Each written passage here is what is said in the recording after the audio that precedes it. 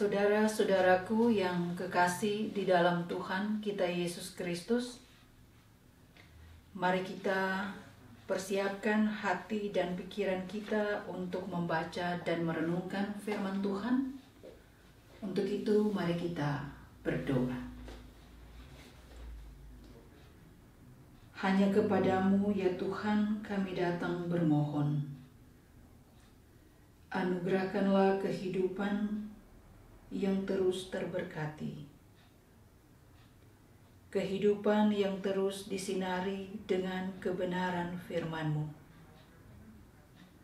Sehingga dalam ibadah minggu kami saat ini, dengan yakin dan percaya ada Roh Kudus yang hadir dan menopang kami, dan menuntun serta mengarahkan kami untuk memaknai firman Tuhan yang akan kami baca dan hayati.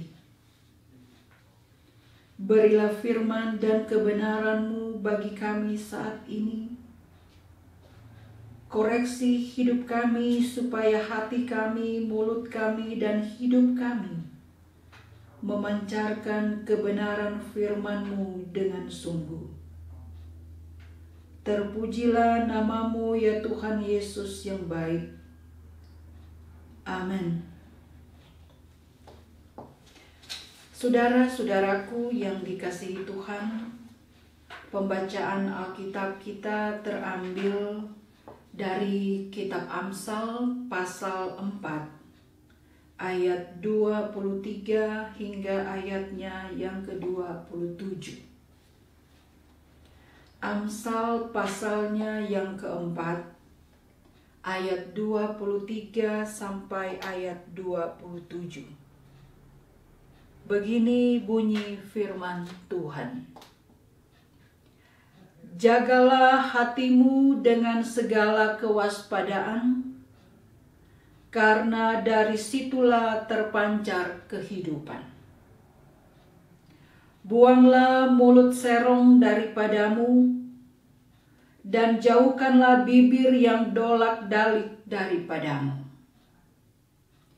Biarlah matamu memandang terus ke depan, dan tatapan matamu tetap ke muka.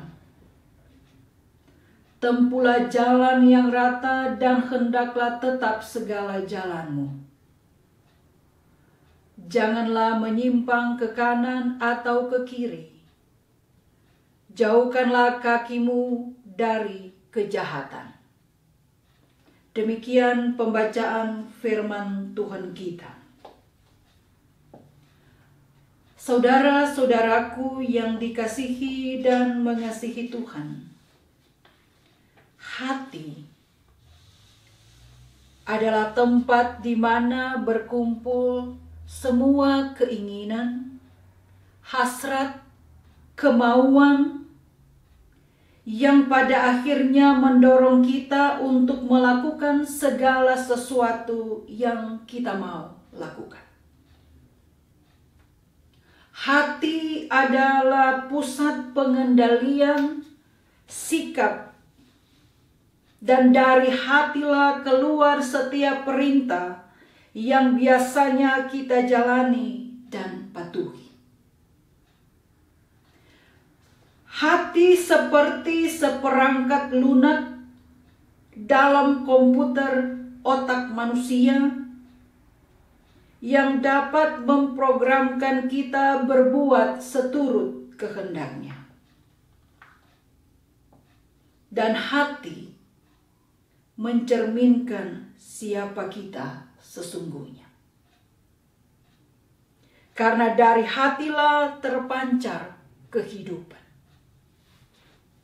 Hati tidak berbohong, namun hati dapat memerintahkan kita untuk berbohong. Itulah sebabnya firman Tuhan mengingatkan untuk menjaga hati, karena dari situlah terpancar kehidupan. Saudara-saudaraku yang dikasihi Tuhan, namun hati tidak dengan sendirinya bersih. Kita perlu dan harus menjaganya. Kita harus selalu melindunginya agar tidak tercemar. Hati yang tidak terjaga adalah hati yang terbuka untuk dimasuki oleh iblis yang bisa menghancurkan kehidupan kita dan kehidupan orang lain. Itulah kenapa sebagai orang percaya kita harus benar-benar menjaga hati kita supaya tidak tercemar dengan hal-hal yang tidak baik. Karena apa yang tertanam di dalam hati kita akan memberikan dampak bagi kehidupan kita juga. Baik itu dampak yang mendatangkan kebaikan atau dampak yang bisa mendatangkan ketidakbaikan. Itulah kenapa firman Tuhan mengingatkan setiap kita untuk menjaga hati kita dengan waspada. Saudara-saudaraku, kebenaran firman Tuhan seharusnya menyadarkan kita sebagai orang percaya untuk mengoreksi sikap hati kita. Apakah sudah berkenan di hadapan Tuhan atau tidak? Namun yang menjadi persoalan seringkali kita tidak mau untuk memeriksa hati kita. Seringkali kita tidak mau untuk mengoreksi hati kita, padahal dari sikap hati tersebut akan terpancar kepribadian kita. Menjaga hati tidaklah mudah. Mengapa saudara-saudaraku? Karena jika kita sudah terlalu lama dididik oleh dunia ini, sudah terlalu lama kita dipengaruhi oleh hal-hal yang tidak benar, sehingga tanpa sadar hati kita sudah terlanjur dipenuhi dan dicemari dengan hal-hal yang tidak benar. Kalau hati kita sudah dipenuhi dengan segala hal-hal yang tidak benar di hadapan Tuhan, maka akan terlihat dari karakter kita, perilaku kita, tindakan kita, perkataan kita, dan sikap kita, dan semua hal yang membuat kita berdosa di hadapan Tuhan. Menjaga hati untuk tetap berkenan di hadapan Tuhan itu perlu perjuangan, membutuhkan kebulatan tekad, bahkan membutuhkan pengorbanan. Karena setiap saat kita diperhadapkan dengan berbagai persoalan hidup yang bisa membuat sikap kita menjadi tidak benar di hadapan Tuhan. Oleh karena itu orang percaya harus bisa memberi waktu untuk dapat mengoreksi hati kita. Kita harus memberi waktu untuk mengoreksi hati kita setiap saat, setiap waktu dalam kehidupan yang diberikan Tuhan. Merenungi setiap sikap hati kita, apa sudah berkenan di hadapan Tuhan atau tidak. Dan jangan menunggu nanti ada waktu yang tepat. Tetapi saat ini, sekarang ini adalah waktu kita yang tepat untuk merenung sejenak. Apakah hati saudara-saudara dan saya telah memancarkan kehidupan yang berkenan kepada Tuhan atau tidak?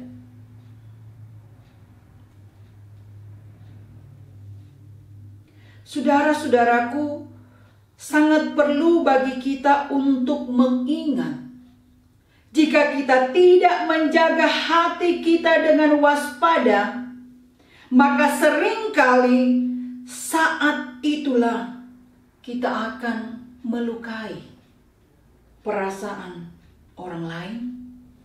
Ketika kita tidak menjaga hati kita dengan waspada, pada saat-saat tertentu kita juga akan menyinggung perasaan orang lain. membuat orang lain berbalik barangkali membenci dan menjauh dari kita dan dari Tuhan.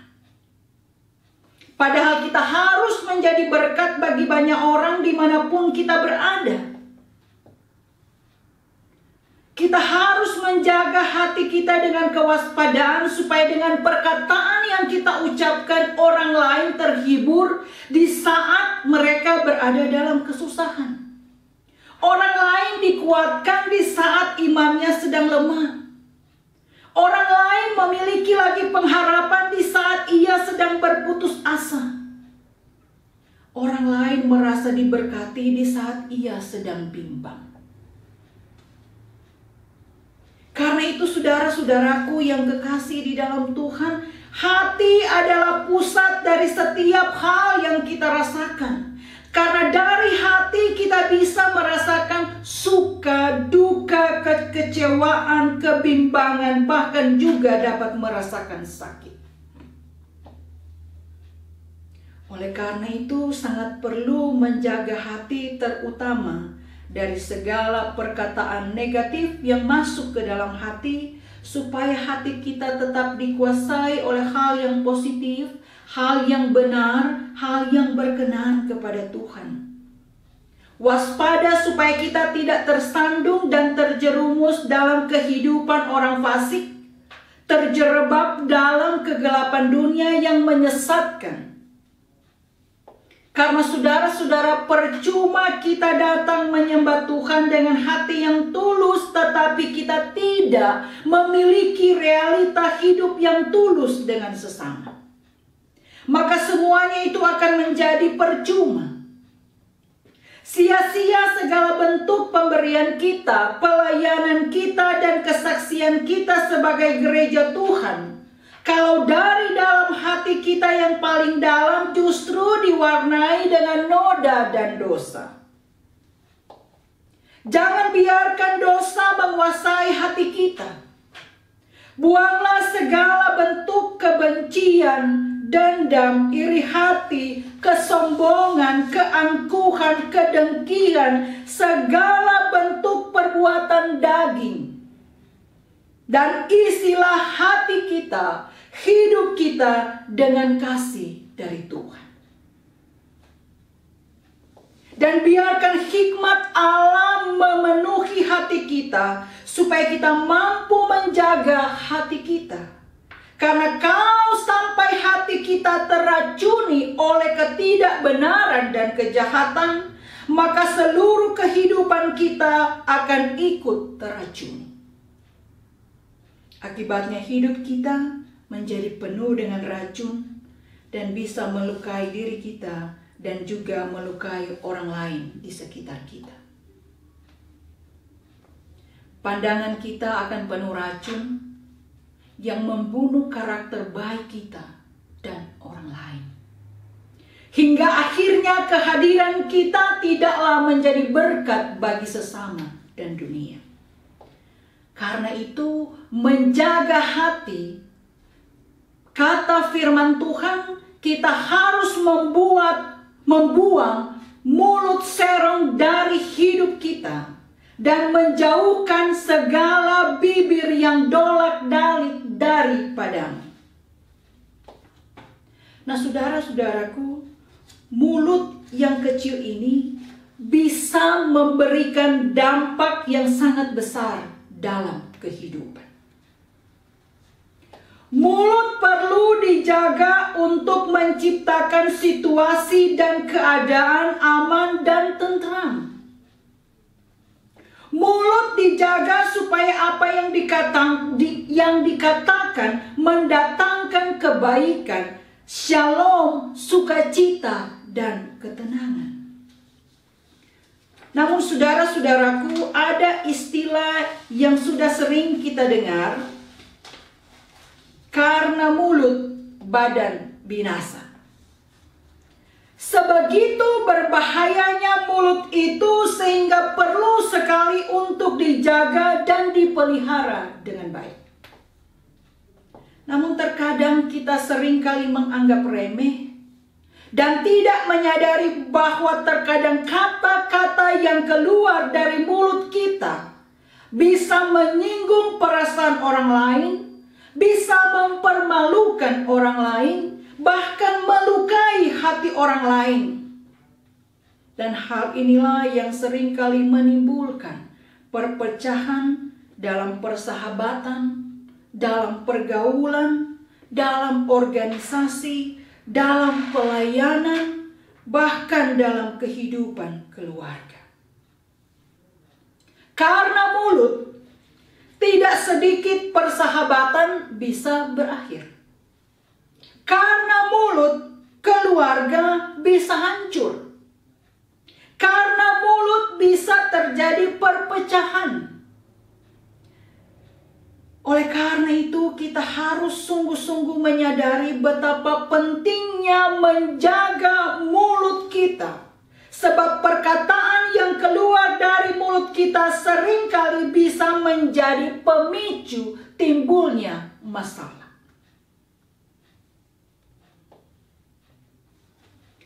Mulut yang kecil ini memiliki peran yang sangat penting dalam kehidupan.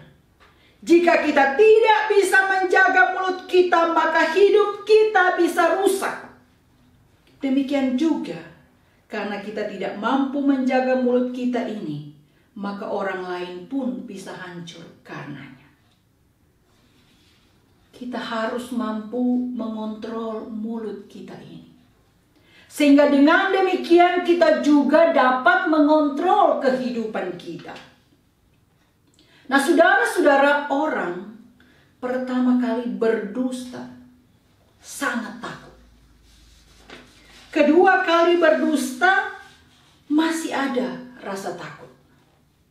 Ketiga kali, keempat kali sudah tidak ada takutnya lagi. Akibatnya berdusta, berbohong, berkata tentang sebuah ketidakbenaran akan menjadi sebuah kebiasaan. Jangan heran orang seperti ini dimanapun dia bergaul dan ada, pasti akan menimbulkan permasalahan.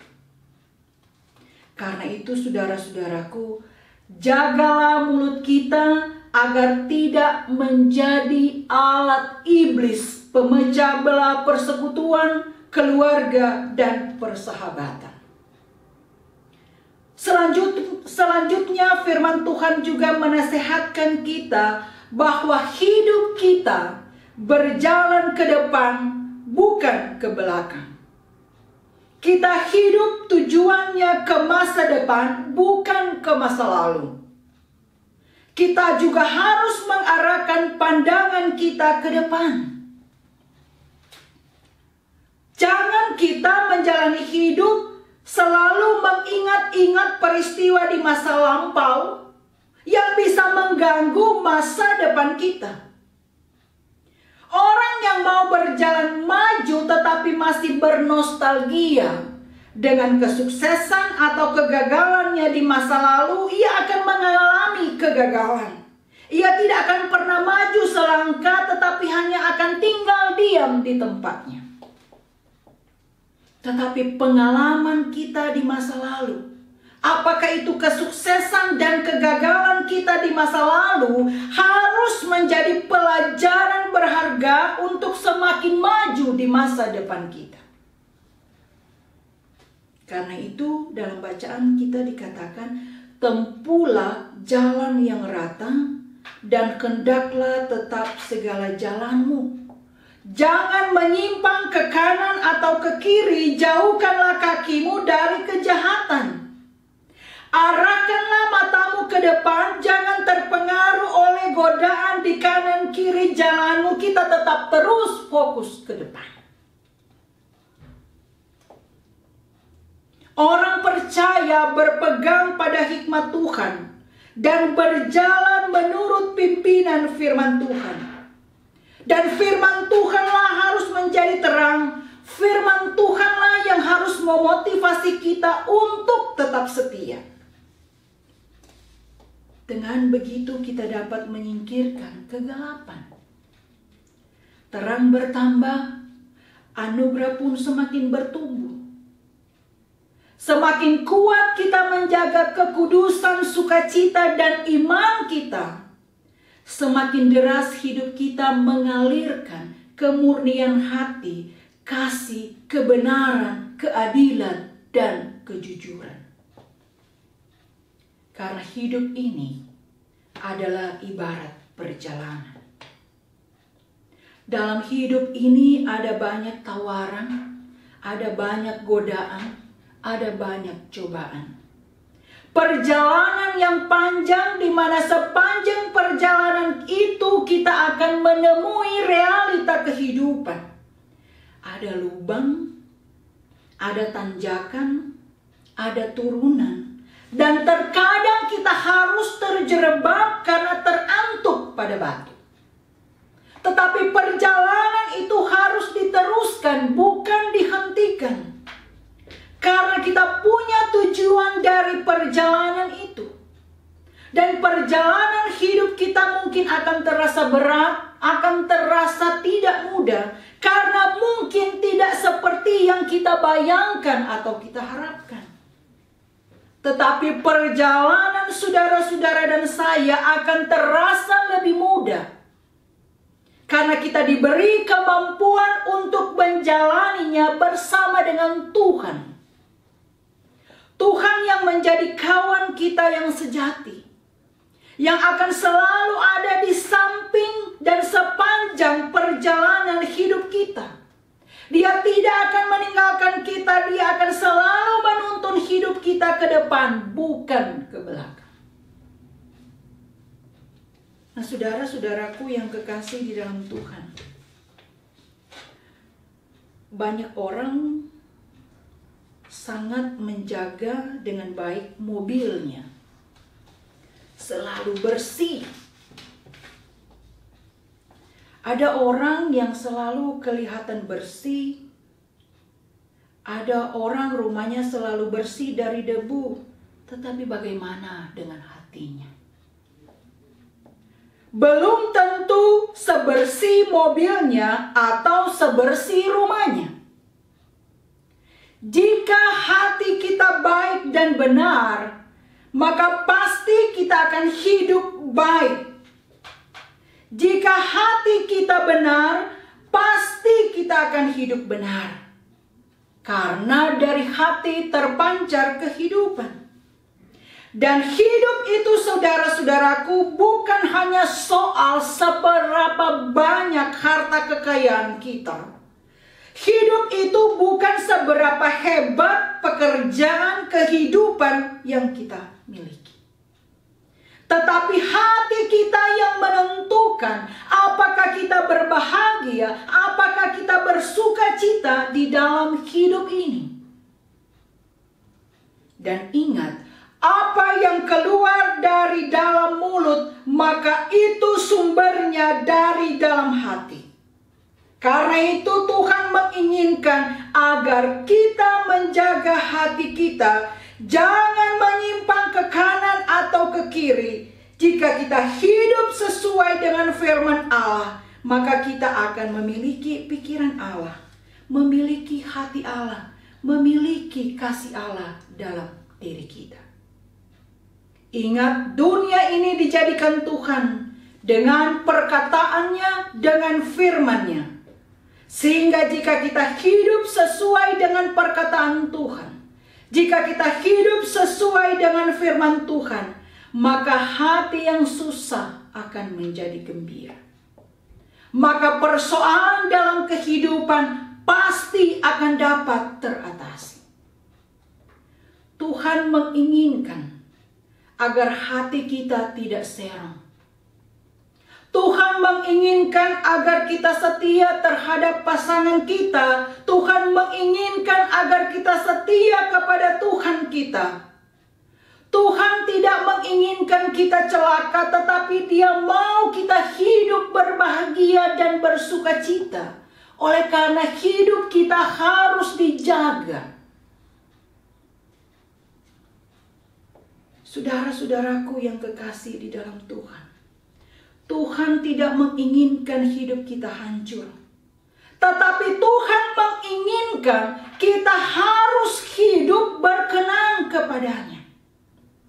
Jika kita ingin hidup berkenan, jika kita ingin hidup benar kepada Tuhan, maka itu berarti kita harus membuka hidup kita untuk ditegur, untuk dikoreksi, untuk diperbaiki oleh Tuhan. Dan Roh Kudus yang akan memampukan kita untuk benar-benar menjalani hidup di dalam Tuhan. Dan Tuhan tidak mau kita menjadi kecil, kita menjadi tidak mampu dalam menghadapi kehidupan. Tuhan mau kita jangan tawar hati, tetapi kita harus mempercayakan kehidupan kita kepada Tuhan. Kita perlu kekuatan dan pikiran yang baik untuk mencapai sesuatu di masa depan kehidupan kita. Kita perlu menjaga hidup dan hati kita supaya terpelihara dengan baik dan benar. Kita perlu menjaga dan memelihara perkataan-perkataan yang keluar dari mulut kita, supaya perkataan kita akan menjadi berkat bukan kutuk, sehingga jalan hidup kita benar-benar berarti dan bermakna di dalam Tuhan. Roh Kudus menolong kita untuk menjalani hidup lebih berkenan kepadanya. Amin.